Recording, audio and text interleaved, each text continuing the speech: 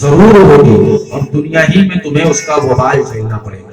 سرکار دو عالم صلی اللہ تعالی علیہ وسلم کے زمانے کا واقعہ ہے۔ ایک صحابی رسول ہیں جو بستر مرگ پر تڑپ رہے ہیں، جاکنی کا عالم ہے، روح نکل نہیں رہی ہے، تمام کوششیں کی جا رہی ہیں، سورہ یاسین کا ورد کیا جا رہا ہے، دعائیں کی جا رہی ہیں اجتماعی طور پر، لیکن آپ کی روح جسم سے نہیں نکل رہی، تڑپ رہے ہیں، شدت کی تکلیف ہے، دیکھنے والے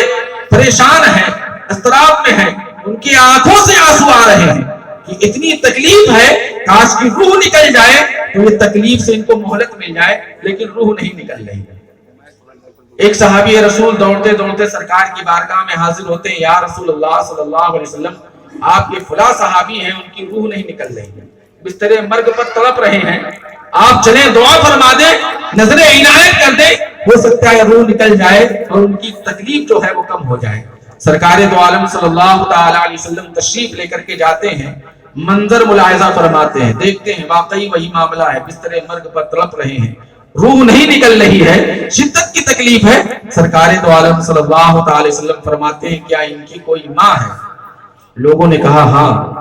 ماں ہے، ابھی حیات ہے، زندہ ہے۔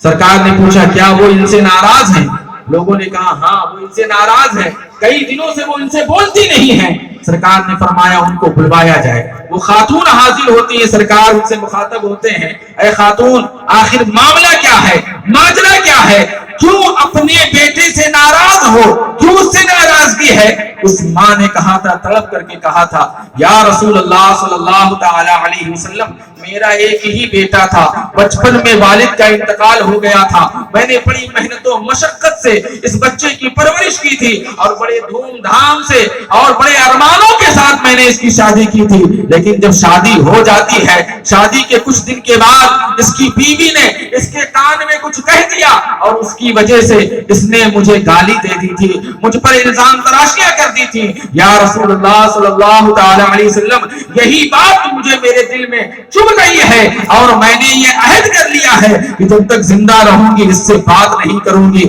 اس سے بات نہیں کروں گی۔ میرے دوست، میرے عزیز،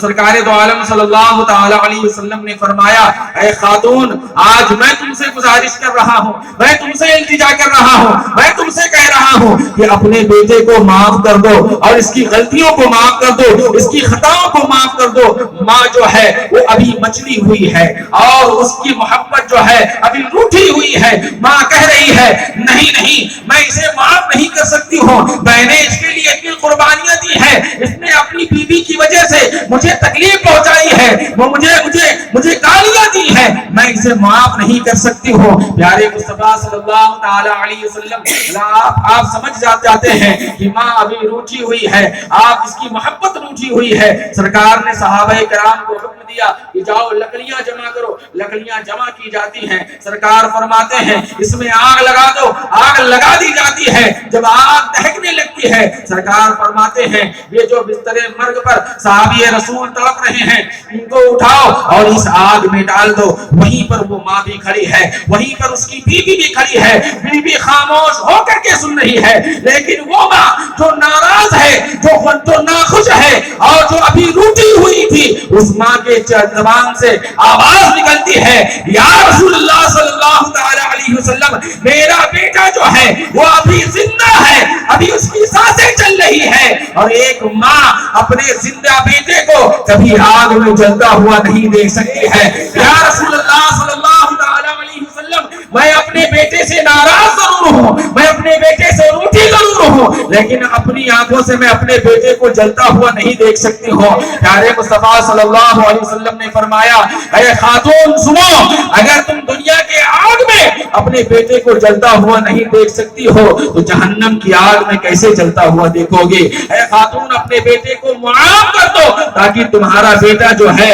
وہ بری الذمہ ہو جائے اور دنیا سے جب جائے تو صحیح سلامت جائے، اور جب آخرت میں اٹھے تو سرخرو ہو کر کے اٹھے۔ میرے دوست میرے عزیزو، یہ مت سوچو کہ تم اپنے والدین